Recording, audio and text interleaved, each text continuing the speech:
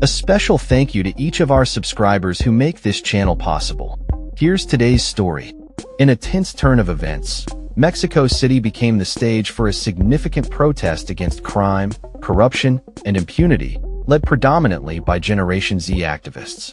What began as a peaceful demonstration quickly escalated into chaos, with masked individuals engaging in violent behavior, prompting a swift response from law enforcement.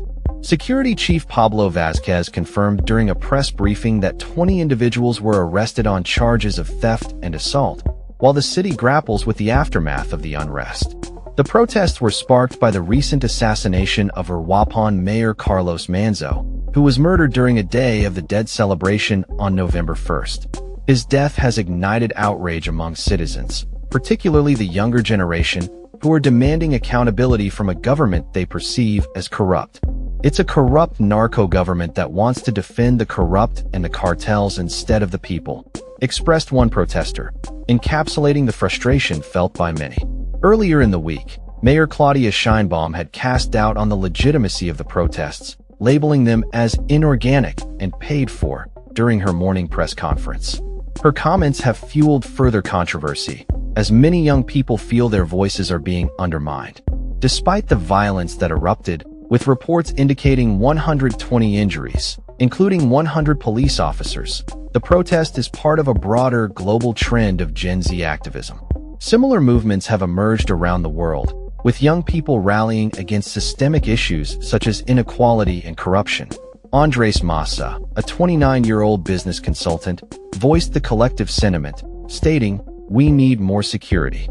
The protests also saw participation from older generations, including Erisbeth Garcia, a physician advocating for increased funding for public health and improved security for medical professionals. The capital's security secretary, Pablo Vazquez, confirmed the injuries sustained and the arrests made, as clashes continued between protesters and police, who were pelted with stones, fireworks, and other projectiles.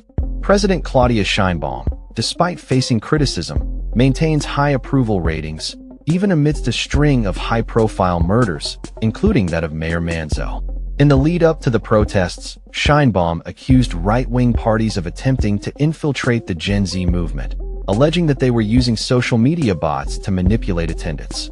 Some influencers who initially supported the protests have since withdrawn their backing, adding another layer of complexity to the situation. Nevertheless, the march drew a diverse crowd, with attendees from various age groups, including supporters of the slain mayor, who donned straw hats emblematic of his political movement. Rosa Maria Avila, a 65-year-old real estate agent, traveled from Michoacan to participate, lamenting the state of affairs in Mexico. "The state is dying," she remarked, reflecting on the dangers faced by those who dare to confront criminal elements. The protests in Mexico City serve as a poignant reminder of the growing discontent among citizens, particularly the youth, who are increasingly vocal about their demands for justice and reform. As the situation continues to unfold, the eyes of the nation remain fixed on the government's response and the potential for change in a country grappling with deep-seated issues of violence and corruption. That's all for this story. We upload videos every day covering many different subjects, so hit that subscribe button to stay informed. Thanks for watching.